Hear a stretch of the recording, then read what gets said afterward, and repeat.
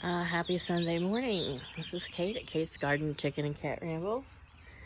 And it's really early. I've already let the chickens out and fed them. And I was coming to film because I was thinking I'm a little behind getting my peas in. I think I'll probably might put them in today. But Laddie, of course, he's so food oriented. He's like, breakfast. And Miss Flower was over in the garden doing some tending to the garden. It was cute. I moved my the bags that have my onions in them. I was hoping they overwintered well. And there's little onion sprouts coming up. I don't know how many will make it, but you can see I mowed. That's why I got this kind of a model pattern in my yard, because there was so much of that spring grass. What do they call it? They call it a sorrel, or it's got some sort of name. Nettle. The grass that has little purple tops on it is like one of the first things that bees and this stuff here. I know the name of it. It's just too early in the morning for me to think of it. But the onions are coming up just fine. I don't really see any coming up in this one. This bag may be a dud. This got some coming up, so we'll see. But I moved the bags from where they were setting yesterday, and there's a bunch of worms under them, which I gathered. It's going to be my little gardening pal. And you can tell that this morning she's been doing some weeding for me. Thank you, Missy. She's doing a little bit of weeding. She's like, well, Mom, you need to get out here and do it. I know. See, look, there's weeds in my hand. She's being so judgy. So, next couple of weeks, maybe this week is supposed to be down. We're supposed to have a lot of below freezing temperatures. So I'm probably not going to mess with any of this stuff. But man, she's been over here digging. Yesterday, there were a couple little bitty tiny potatoes that I guess I missed last year, or that had fallen out of the bag. Because when I emptied the potatoes out of the potato bags last year, I dumped the bag out. And so there must have been a couple of little ones that I missed. But one was like half eaten and half rotted. And there was like a little new potato, but a little bit bigger than a gumball. What you doing? Yeah?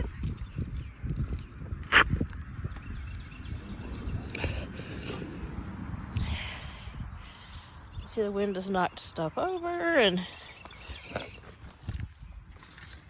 yeah, so I've decided, I think I'm going to plant, I'm going to open up more holes in here. I'm going to plant this whole section here. The whole thing is going to be peas. And what else? And then I'm pretty sure the septic goes from this way through this direction. But I think anything I put in the bags right here, any other thing I put in the other bags, I'm just going to stack them through here. Because this is an area that gets tons of sun. Paul doesn't want me to plant there. I think it really matters to him, but he has this thing about the septic being here. So that way I can set, if I wanted to, I could move these bags, and then I've got 3 potato bags and 4 more of these. So certain things are going to go in those out here. Probably, I don't know if I'll do tomatoes and cucumbers that way again. I might, but I may. I haven't decided quite yet. I need to make some better plans. And I think I will get the grass out of here and plant back in there again. And I might extend things, we'll see. I'm still torn. I gotta do green beans, so I may actually fill that whole middle thing here, all that full of green beans. And then I'll decide what else I'm going to plant. I always do tomatoes and cucumbers, of course. I'll probably do some bell peppers. They'll do really good in those bags. There's certain things that'll do really well in the bags, and certain things that I could, their little starts, their little seedlings will probably do better in the bag, because she won't see them to go, I'm gonna eat them. But yeah, this is kind of what the grass looked like after I mowed it. But there was lots of this little stuff here. And little stuff like this that makes little bitty blue flowers. Which I thought the chickens would eat more of them, but they don't really. But yeah, you can see where they got the little blue flower buttons. But it's a sunny morning. It's in the probably high 40s, mid 50s right now. I don't know, low 50s. I looked, but I didn't pay attention, if you know what I mean. So, see this little ladder? It's only what, 4-foot ladder. Paul was on it yesterday, doing a little job installing some cameras on a sign for the people he no longer works for, and he fell off that ladder, lost his balance, landed on his knee. It's pretty swollen, but I mean, he's fine. Scraped up the palm side of his hand, his door, because, you know, where he kind of tried to catch himself. And I felt, now I kind of feel bad about my reaction, but I don't, because I threw a fit. And he was like, I'm fine. I'm like, Paul, you know, I'm like, I don't trust you. I'm sorry. I don't trust you when you say you're fine. You were saying you were fine and that you had your health under control and you were dealing with everything holistically and you were right and you were correct and you were doing it right. And now you've had 2 strokes. So I said, I never know what to trust you when you say you're fine. You know, because like a typical man, or like really any of us, male, female, pet dog, whatever you want to be, or you are, or whoever you are, whatever. I don't know, I'm kind of rambling. I'm not quite awake. We all want to say we're fine, think we're better than we are, but I just told him, I said, you know, if you had really got hurt, I said, he would have found a way not to pay you or not to pay for you getting injured on the job, you know. And I said, stop. You don't make enough money off of them. I said, and he kind of cries at you, but you don't work there anymore. You know, all this hubbub from this week. I said, yeah, you know, you don't need to be on a ladder. You're okay to drive. You're back to work, but you don't need to be standing on a little flimsy ladder like that, reaching above your head.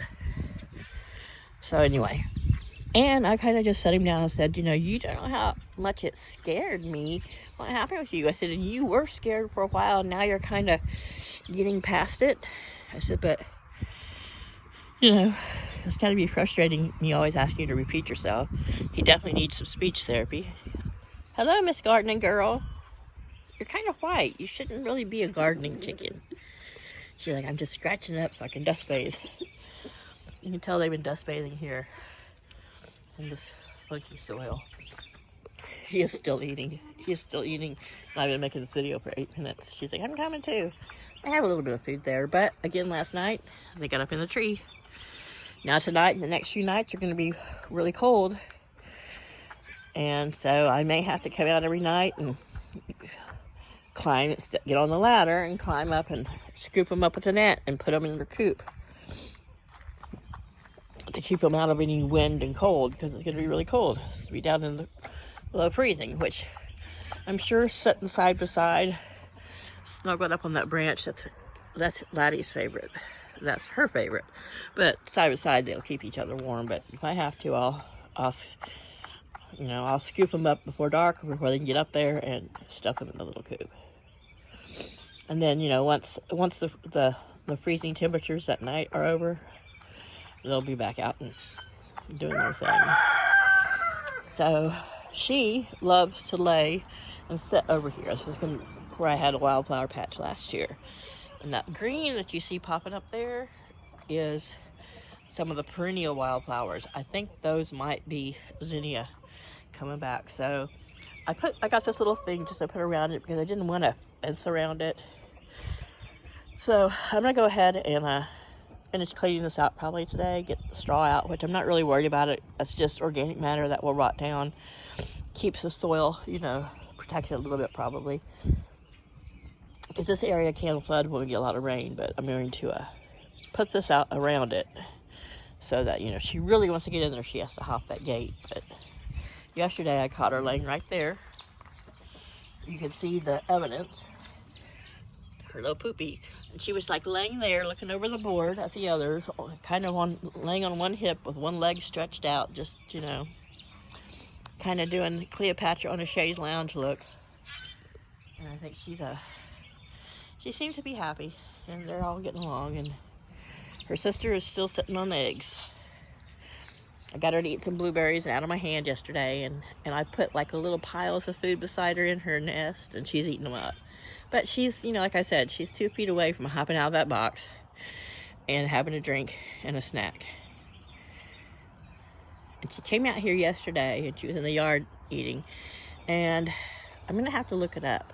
But I don't know if because she's been broody and she's been in there, you know, the past week, if that reduces her status in the pecking order, because they all kind of had to give her a peck and a chase and give her some grief. And this one here, Zen Zen, was like, they were bowed up, and her and Daisy were like jumping. You thought they were roosters the way they were flaring out their hackle feathers and jumping at each other. And so I finally went in and kind of just broke it up and brought the second food bowl out and threw some out so that everybody had to scatter and they couldn't, you know, just, you know, pick on her. The food bowls work great, and I have enough of them. I thought about getting like a trough feeder so that they could all eat at one time, but right now there's only 9 of them. So if I think with the three big tubs and their automatic feeder that is covered, you know, that sits outside all summer, that can be out in the rain or whatever, they're gonna have plenty of. I like to have a place where at least, you know, only 2 to 3 birds per bowl, and then there's 4 feeding openings on that one feeder. And then, you know, these guys eat out here, so. Hey, Chaos, you doing a little morning chicken inspection with the mama? So she's looking for anything they missed. Yesterday I brought out like a half a carton of blueberries, and I threw some over the fence, and I just set the rest of the carton down here while I checked them out and stuff, because Laddie, picking up one blueberry just off the ground is not always easy because of his beak. But if I put them in a bowl, or like they're in that little plastic carton where there's depth to it, he ends up, you know, being able to eat them. Of course, he kind of pierces them and smushes them, but he gets to enjoy blueberries that way. Oh, look at the cute little fluffy booties. Yeah, so sometimes I think she might want back in, but I think she's just being social. And she seems to be happy. Yeah, she got her drink. And so we'll just proceed. Today's supposed to be cloudy for the next few days. Tonight down into the 30s, and then by Thursday we're supposed to be down like into the 20s again. But by next weekend, this time next week, next Sunday, we're supposed to be nice and back up into the, you know, only down into the 40s and 50s at night. So that'll be good. Look how shiny and pretty you are in the sun, Cosmo. Yeah, you look like a beautiful, shining little beacon of love, instead of being jerk face. So this, you know, it's not technically his first spring. I mean, he was a young chicken last spring, but this is his first full-on grown-up spring. And of course, you know, he's a little Randy guy. He's chasing the girls. There's Zen Zen. She's getting bigger. Her and Lily they're at the cabbage are getting bigger. So, and my Brahma's feet are getting fluffier. And they're a few years old now, so. But anyway, enough early morning ramblings. They're just pretty out here with the sunlight shining through their feathers. Look at Cosmo. It's the Easter egg rooster, Cosmo. He has a flower name. Yes, because we thought he was a girl at first, and his name was Primrose.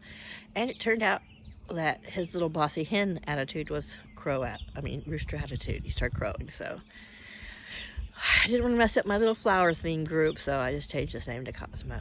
Something that worked as a flower and as a dude name, because he's a dude. He's such a little dude.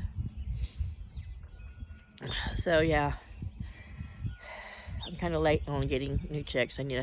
But last week, the week before, when I was at Tractor Supply, it was all they had was a couple little broad-breasted turkey poults in there, and if I get any turkeys, I would like to get a couple of Royal Palm, but turkey poults are notoriously hard to raise turkeys. You know, people just raising in the backyard. Sometimes a mama turkey will do well and raise a couple of her own up, but it's hard a lot of times if you just buy turkey poults. But if I did get some young turkey poults, I would make sure I raise them with the chicks, and I think that makes a difference. Having all like little brothers and sisters and snuggles and all that stuff. I don't know. We'll see. I've decided I prefer to get things young and as chicks, so that I know how they've been raised. I know they're healthy, all that good stuff. But, all right, I'm gonna go in and stop rambling. It's time for a Red Bull. Oh, you're taking a break, huh? You decided to take your beak, yeah? Get your face out of the food dish and breathe, yeah? Take a breath. Is that what you're doing? Taking a breath? So sometimes early in the morning, I don't always force the pets and stuff, because of how the roosters feel in the morning. I just want to look at your beak. You got a spot on it. I thought there was something wrong with this beak, but I think it's either a sap dropping. Like if they're on the top of his beak, he's got that little spot there. It almost looks like a hole, but I think it's a piece of sap or food. I don't know. It just looks weird. I'll have to look at this later.